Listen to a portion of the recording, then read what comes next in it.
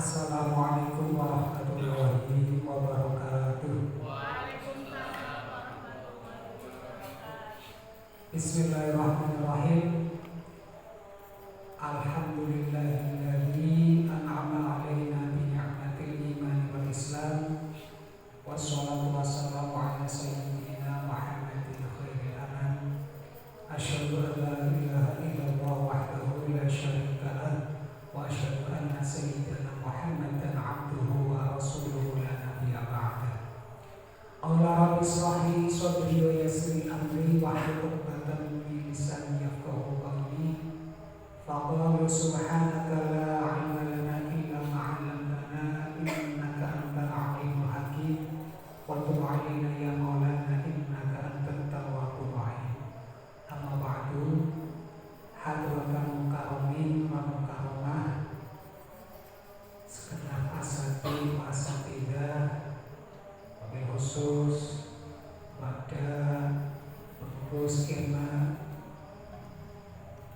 yang kami muliakan, juga kepada teman-teman IRMA yang baik putra maupun putri yang kami hormati. Alhamdulillah, pada kesempatan malam Senin hari ini kita masih diberi kesehatan, juga kesempatan oleh Allah sehingga bisa bersama-sama berkumpul di Masjid Miftahul Huda, yang mana acaranya kajian kitab. Ini saya diberi amanat diperintahkan oleh pengurus Masjid Miftahul Huda, diminta untuk mengisi acara kajian kitab fikih. Mudah-mudahan acara pada malam hari ini membawa manfaat bagi kita semua, manfaat minad dunya hatta akhirah. Amin Allahumma amin. Salawat beserta salam semoga tetap terlimpah curah kepada junjungan kita Nabi Muhammad SAW. Mudah-mudahan kita semua termasuk umat yang mendapatkan syafaat dari baginda Nabi, diakui oleh beliau menjadi umatnya yang mendapat syafaat di dunia hatta akhirah. Amin Allahumma amin. Acara ini sampai ya, aja sepanjang. Jadi saya ingin membawakan acara kajian kitab fikih, tapi metodenya dialog, biar nyambung. Masalah iki wong ngomong kabeh iki kepenake dialog.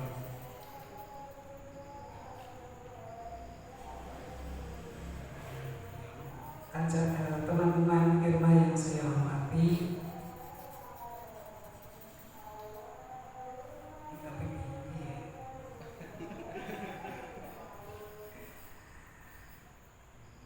pembahasan pada malam hari ini, yang pertama saya titik beratkan kepada permasalahan wudu dulu.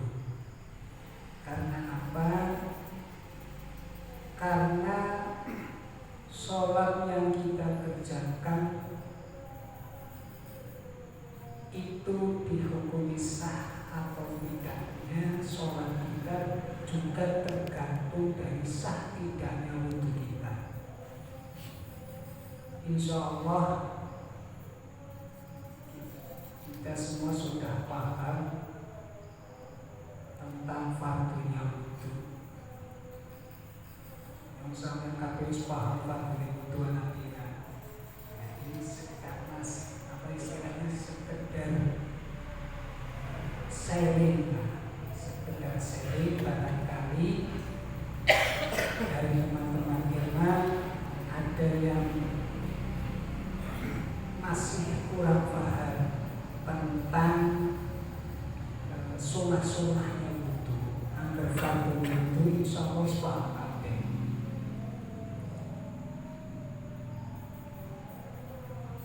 Langsung saja, bismillahirrahmanirrahim. Qala musannifu rahimahullahu ta'ala wa nafa'ana bihi wa bi ulumihi wa amadana bil aswabihi fid dharain amin amin ya rabbal alamin. Faslun hadza fasal utawi iku fasal siji furudul wudu'i utawi piro-piro fardu wudu iku sitatun. Al-awalu tarikan pertama iku niyatun niyat, asal tarikan kapindho iku ghusl wajhi basuh wajah. Asal isu tarikan iku ghusl yadayni basuh tangan loro ma'al mirfaqaini serta sikut loro. Ar-rabi'u tarikan papat iku mas'u syai'in musaf suci-suci ngadok sisa sirah. Al-khamisu tarikan kelima iku ghusl rijlaini basuh sisi loro ma'al ka'baini serta kolong loro. Asal isu dari kabinah iku akan dibetapi. Fardunya wudhu itu ada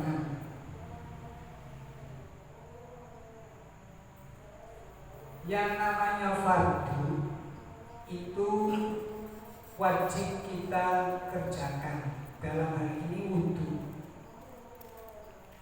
Fardunya wudhu berarti sesuatu yang wajib kita kerjakan manakala kita sedang wudhu. Awalnya nyong sampeyan basuh wajah. Yang perlu diketahui dalam niat itu ada istilah waktunya niat, tempatnya niat, dan tentunya yang diniati. Nah, dalam hal ini ketika wudhu, waktunya niat itu ketika kita awal membasuh wajah. Tempatnya niatnya nang ati.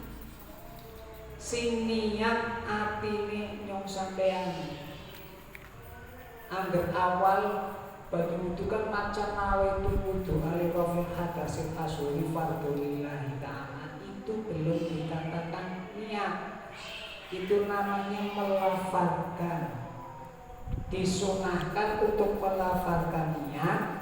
Tujuannya agar hati kita konsentrasi. Nah, prakteknya berarti pas kita membasuh wajah, yang niat itu hati kita, yang mengucapkan itu hati kita. Boleh pakai bahasa Arab, boleh pakai bahasa Jawa, boleh pakai bahasa Inggris kalau bisa. Jadi pas kita membasuh wajah, dalam hati kita berbicara, kita niat. Misalnya pakai bahasa Arab berarti nawaitul wudhu alirofil hadasil asghari fardulillahi ta'ala. Nah, kayu kedawan. Misalnya kayu kedawan, ya sampai cukup niat nawaitul wudhu, cukup. Karena yang namanya wudhu itu sudah pasti menghilangkan hadas kecil. Jadi misalnya sampai niatnya nganggo bahasa Indonesia, niat wudhu itu sudah cukup. Tanpa menyebutkan menghilangkan hadas kecil, karena wudhu itu sudah pasti menghilangkan hadas kecil. Jadi misalkan niat, saya niat wudhu itu sudah cukup. Nah, itu yang pertama dari fardunya wudhu itu niat. Saya ulangi, yang mengucapkan niatnya itu hati kita. Cuman disunahkan untuk melafalkan niat, tujuannya agar hati kita itu konsentrasi. Tidak beda jauh dengan sholat. Sholat niatnya ya pas kita mengucapkan Allahu Akbar. Jadi mulut kita mengucapkan Allahu Akbar, hati kita itu niat. Kalau sebelumnya misalnya usolli fardhu maghrib, usolli fardhu isya itu baru melafalkan. Niatnya itu ya pas kita mengucap Allahu Akbar, hati kita yang niat. Ini waktunya niat itu tergantung ibadahnya. Ada kalanya niat itu muktaronan bifi'li syai', jadi bersamaan dengan melakukan sesuatu. Ada kalanya tidak, tergantung ibadah. Ibadahnya apa dulu? Kalau sholat berarti pertama kita mengerjakan sholat itu kan takbiratul ihram. Nah, niatnya yaitu anggar wudu berarti pertama kita membasuh wajah, itu niatnya.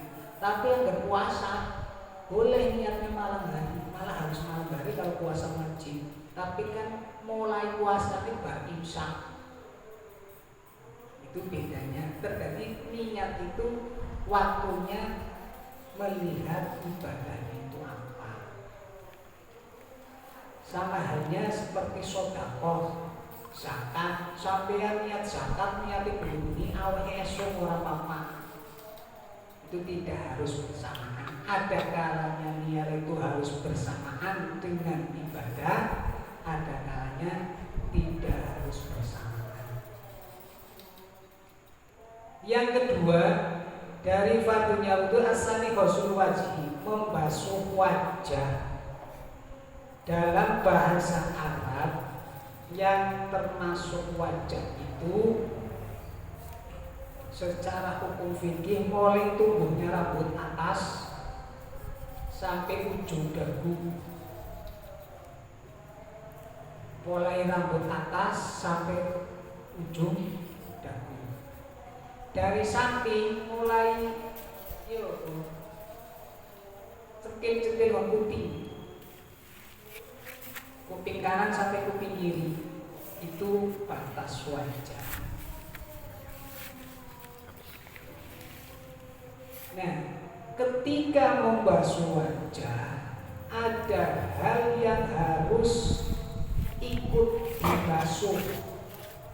Sing wajib dibasuhkan mulai rambut sampai pucuke janggut. Tetapi wajib membasuh lebih. Ora beda kaya pucuke janggut.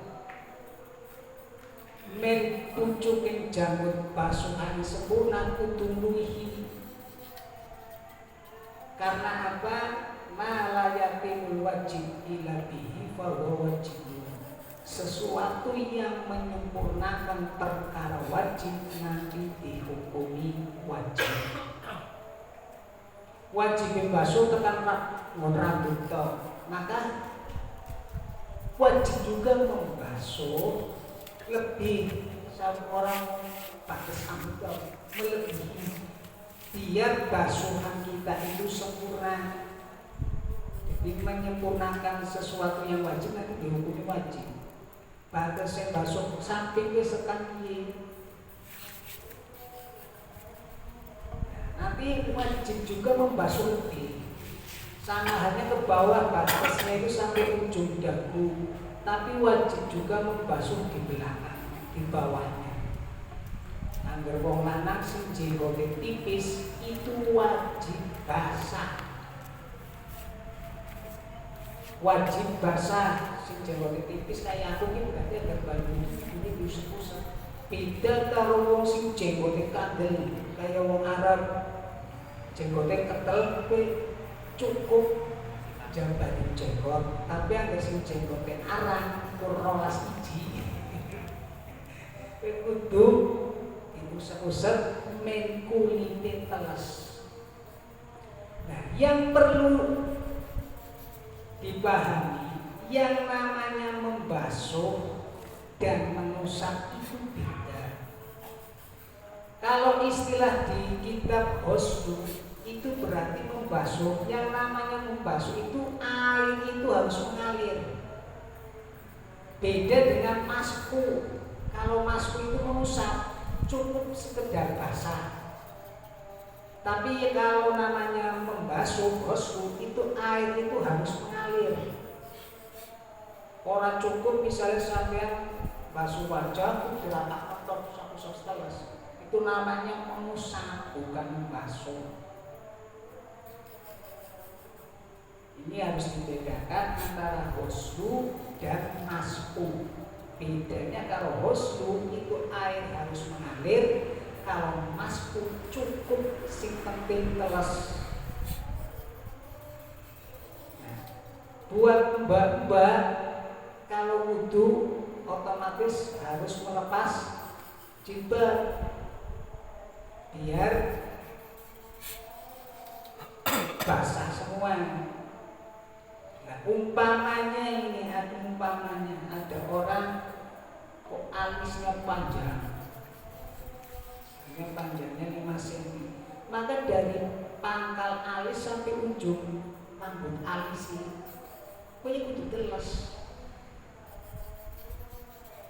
Karena itu masih di bagian wajah. Kita kuangger rambut sing sanjabane wajah atau kategori wajah ini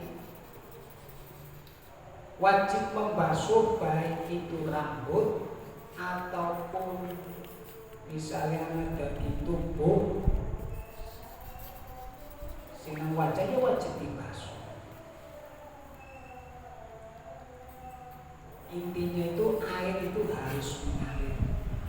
Makanya disunahkan membasuh itu 3 kali. Tujuannya barangkali basuhan pertama itu belum rata, nah akhirnya itu basuhan kedua atau basuhan ketiga itu menjadi rata. Biasanya kan basuh pertama misalnya lebih teles, nah basuhan keduanya itu bisa air. Nah untuk mbak-mbak yang biasa pakai make up ini hati-hati, harus teliti membeli. Ini make up yang saya beli menghalangi air apa tidak? Khawatirnya ada produk make up itu yang menghalangi air. Biasanya kayak bedak-bedak pengantinnya itu. Bedak pengantinnya kan itu menghalangi air sampai ke kulit, menutup pori-pori. Maka alangkah baiknya sebelum berwudu cuci muka dulu pakai pembersih muka. Ini orang pakai iklan ya, merek. Ini pakai benang merek pakai pembersih muka di basuh. Yang kedua, khawatir kalau make upnya itu merubah sifat air. Khawatirnya pas begitu kena wajah, karena make up itu mau merubah sifat air, sehingga airnya itu tidak dihukumi suci lagi. Yang intinya membuat wong lanang jarang sing bedakan, paling sing bedakan Mas Andi ya. Mas Aris.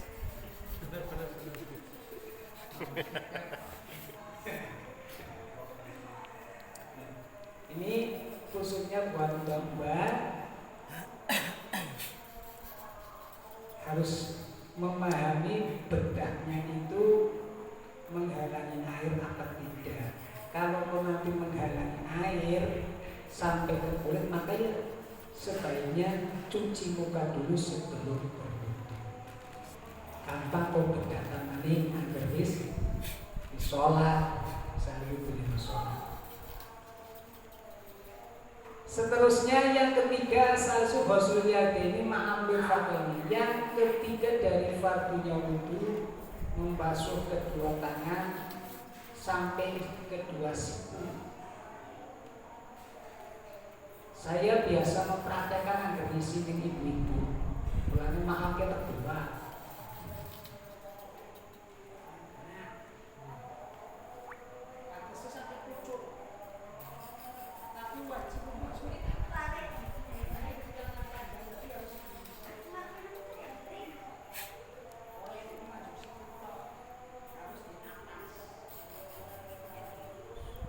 Makanya yang pakai lengan panjang ya jangan sungkan-sungkan sing-singkan lengan baju, harus di atas siku biar basuhannya sempurna. aja ngukur teles menit tok, harus di atas itu. Baik putra atau putri, wong lanang wadon pada baik. Makanya kan tempat kudunya dipisah antaranya jamaah lanang karo jamaah wadon. Bukan sih ya kursi putih atau nafsu ya. Batasnya sampai siku tapi wajib membasuh di atasnya. Nah, kembali karena di situ bahasanya membasuh, maka harus mengalir airnya. Tidak cukup misalnya sampai basuh terus diusap-usap langsung pakai kelas, itu namanya basuhannya tidak sempurna. Harus mengalir airnya. Terus disunahkan menyela-nyelani jari-jari tangan, makanya ketika wudu harus begini, sela-sela. Bagi yang pakai cincin disunahkan untuk menggerak-gerakkan cincin, bukan cincinnya seret. Akhirnya banyak orang bisa mlebu nang isore cincin. Sing biasa nganggo batu akeh, akhirnya diputer-puter cincinnya. Ning kulit saking sore cincin teles, sing kukune dawa wajib membasuh yang di bawahnya kuku. Hati-hati yang kukunya panjang itu wajib membasuh yang di bawahnya kuku. Mulane anggaran anak kotorane ya kudu bersih-bersih. Bagi perempuan yang pakai apa nih? Kutek.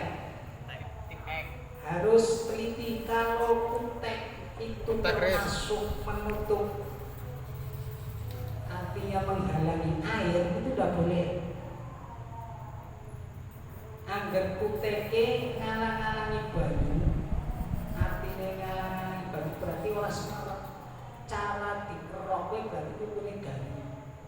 Maka itu tidak boleh. Pakai kutek biasanya gue sing bahane kayak cat, kayak kan ngalang-ngalang. Wong lanang sing biasa kesucian misalnya, itu diperiksa di sini anggota tubuhnya anak cat apa orang. Sebab cat gue menghalang-halangi air. Cat gue menghalang-halangi air, misalnya di tangan atau di kaki, intinya nang anggota wudu kok anak CP ya, dibersihkan itu. Jangan sampai nanti wudu kita itu tidak sempurna.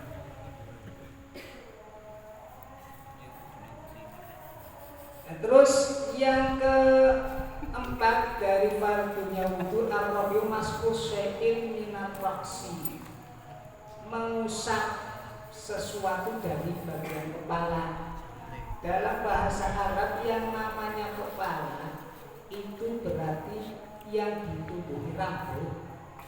Sing dituk ana rambute nang dhuwur berarti sing garan kepala, nggo wajah berarti. Dalam bahasa Arab yang namanya kepala itu roksum, itu berarti yang ada rambutnya. Oleh misalnya ketika wudu karena ngarepe misalnya wis nganggo Gatsby wig ya depan apa wis jambune wis apik, misalnya ngusapin ambune. Nah, ini namanya mengusap, wis seperti teles.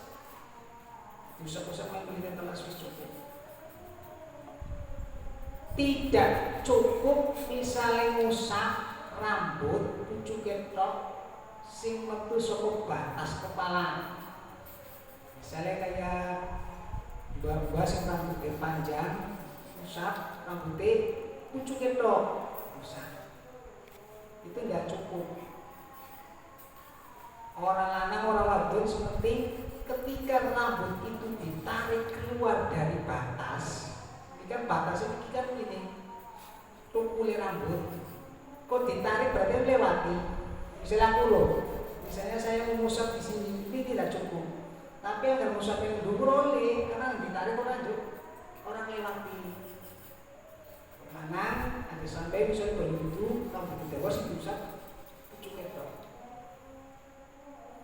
Misalnya ngarep kok lah kayak komplimen ini bulu orang salah penting esinan jerone batas kepala ya kan wong sing botak sing langkah rambutnya komplimen misalnya kayak Deddy Corbuzier Lotos halus licin berarti melihat keumumannya manusia biasanya batas patok kan juga di karena ada wong sing patok kabeh sirahe. Nah, berarti umumnya manusia pada umumnya itu batasnya sampai mana? Nah, itu yang diusah. Karena bahasa di kita itu syai'un minarroksi sesuatu dari bagian kepala yang namanya bagian kepala kan ada rambutnya dan kulitnya. Jadi misalnya mau selangkah rambut ya bisa diusap kulitnya. Yang kelima al-khamisu husnul rijlaini ma'al ka'bain. Fardunya wudu yang kelima membasuh kedua kaki sampai mata kaki. Sing wajib dibasuh sampai mata kaki. Tetapi wajib membasuh bagian atasnya sandungne polok. Karena kaidahnya itu sama seperti tadi. Sesuatu yang menyempurnakan perkara wajib nanti dihukumi wajib. Biar basuhannya sempurna berarti wajib membasuh di atas mata kaki. Nah misalnya minum basuhan juga boleh, cuman makruh karena kategorinya kayak israf berlebihan. Jadi boleh cuman makruh ketika berlebihan. Ya secukupnya saja. Ini diteliti benar-benar telas betul-betul mengalir airnya karena itu basuhan. Disunahkan untuk menyela-nyelani jari-jari kaki. Pakainya jari kelingking. Masalah nganggo jempol angel gede. Sunai nganggone jentik pinggir jari kelingking sela-sela sunah. Misalnya kesuwen cukup papat lebok nampak ini orang pasang orang pak. Intinya sunah di sela-sela. Apa maning sing ngapunten misalnya kayak wong sing lemu biasanya kan jari-jarinya dempet karena saking lemune biasanya jari-jarinya dempet sehingga anggar orang di sela-sela ini khawatirnya banyunya orang tekan sela-sela jari kaki maka disunahkan untuk di sela-sela. Terus fardunya wudu yang terakhir yang keenam itu adalah tertib. Yang namanya tertib itu berarti harus urut. Tidak boleh misalnya diseling-seling membasuh tangan dulu baru membasuh wajah. Itu tidak boleh. Harus urut yang namanya tertib. Mulai dari fardu yang pertama sampai yang ke-5 itu harus tertib, harus urut, tidak boleh diselang-seling. Ini tentang berkaitan fardunya wudu.